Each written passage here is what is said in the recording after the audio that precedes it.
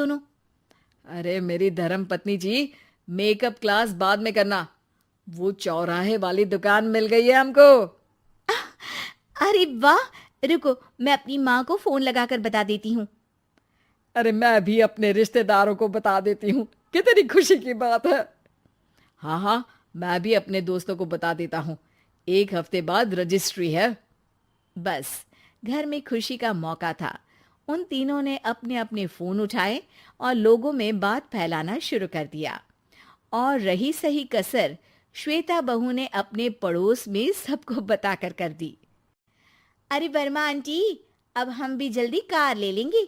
घर का रेनोवेशन होगा और ठाट से रहेंगे हम भी। अरे ऐसा क्या हुआ? लॉटरी बाटरी लग गई है क्या?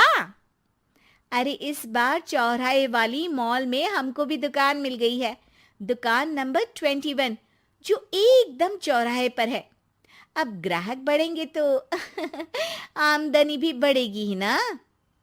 अरे वाह, कितनी खुशी की बात है।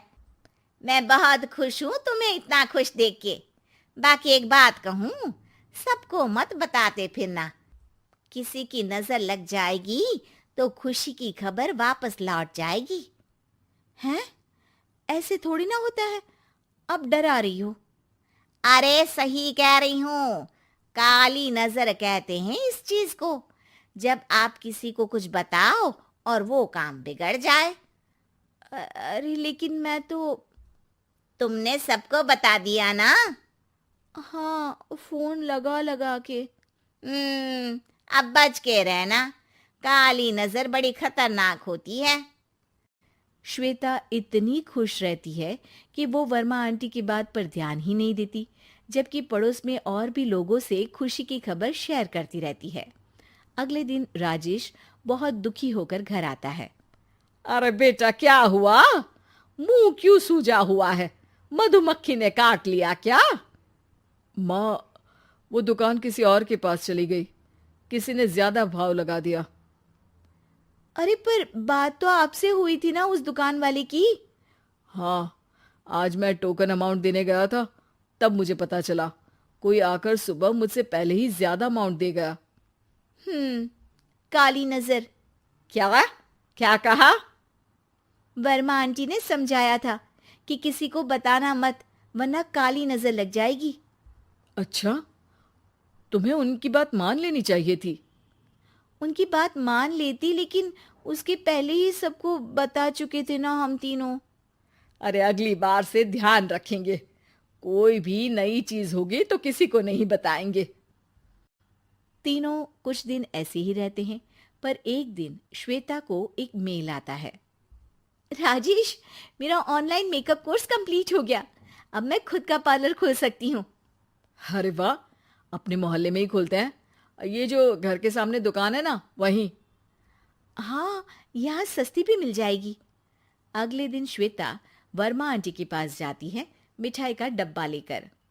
अरे आओ आओ, कैसे आना हुआ? जोर से नहीं बोलूंगी। वो सामने वाली दुकान है ना, वहां मैं अपनी पार्लर की दुकान खोलने वाली हूँ, उसकी मिठाई है। अरे वाह, बहुत बधाई हो तुमको। हाँ, मैं कमाने लगूंगी तो राजेश पर पूरे घर का बोझ नहीं रहेगा ना आंटी जी। ये तो है। पर ये बता कि तूने ये बात किसी और को तो नहीं बताई ना? अरे नहीं नहीं, पिछली बार गलती कर दी थी। काली नजर लगी किसी की और राजेश के हाथ से वो दुकान चली गई थी। सबको मत बताना। चलो मैं चलती हूँ, कल दुकान की बात करने भी तो जाना है। अगले दिन श्वेता दुकान के लिए मालिक से बात करने जाती है। अरे लेकिन दुकान तो हम कल रात को ही किसी को दे चुके हैं। कल ही? हाँ, कल ही। 2 दिन बाद कोई यहाँ पार्लर भी खोल लेगा। अब कहीं और दुकान देख लीजिए। अरे पर हमको भी तो पार्लर ही खोलना था। हाँ भाई, ये एक ही दुकान है, आधी आधी तो नहीं दे सकता ना मैं। राजेश और श्वेता घर पर हताश होकर आ जाते हैं। इस बार तो किसी को बताया भी नहीं था, अब किसकी काली नजर लग सकती है? सुनो, तुमने माँ को बताया था क्या? अरे कैसी बात कर रही हो? माँ की नजर थोड़ी ना लगेगी। पक्का तुमने किसी को नहीं बताया था ना? सिर्फ वर्मा आंटी को बताया था। उन्होंने ही मुझे किसी को नहीं बताने को कहा। अरे यार, तुम भी सही हो। मेरी माँ को नहीं बताने को कह रही हो, पर वर्मा आंटी को बताना तुम्हें जरूरी लगा। अरे वर्मा आंटी ने ही तो काली नज़र के बारे में बताया था ना। वो हमेशा हमारा भला ही तो चाहती हैं। मेरी माँ भी हमारा भला ही चाहती है। अरे पर चिल्ला क्यों रहे हो? बात नहीं कर सकते क्या आराम से? नहीं आता वो आराम से बात करना, और करना भी नहीं चाहता हूं मैं। दुकान जाने का दुख गुस्से में बदल गया था और राजेश और श्वेता में बात बंद हो गई थी। 2 दिन बाद मोहल्ले में पार्लर का इनॉग्रेशन हुआ, जिसमें मोहल्ले के सभी लोगों को बुलाया गया, पर श्वेता, राजेश और माँ नहीं जाते। माँ, अंदर आ जाओ। क्या देख रही हो? अरे नया पार्लर देख रही हूं अपने आंगन से।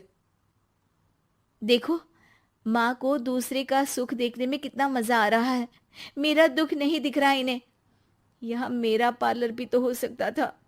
अरे चुप रहो यार, हर बात में लड़ाई क्यों ढूंढ रही हो?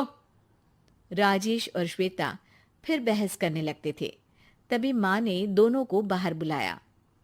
अरे जरा देखो तो, दुकान चलाने वाले का बोर्ड पर नाम क्या लिखा है? श्रुति वर्मा। गाड़ी निकाले बेटा, हमें कहीं जाना है। काली नजर का इलाज कराने? राजेश अपनी बाइक निकालता है।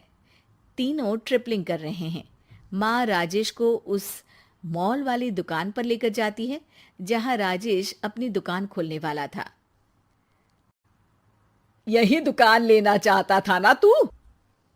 हाँ, पर इनको भी दुखी करने लेकर आई हो क्या यहाँ पर दुकान दिखाकर? वहां काफी नहीं था?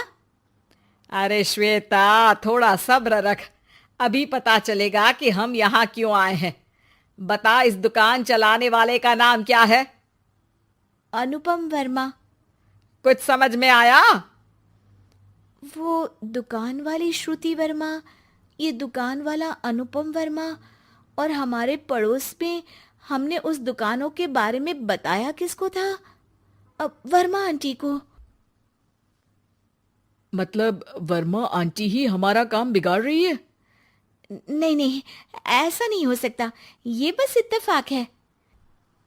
राजेश अपना फोन निकालता है और श्रुति वर्मा और अनुपम वर्मा के नाम फेसबुक पर सर्च करता है, जहां ये दोनों ही वर्मा आंटी के रिश्तेदार होते हैं।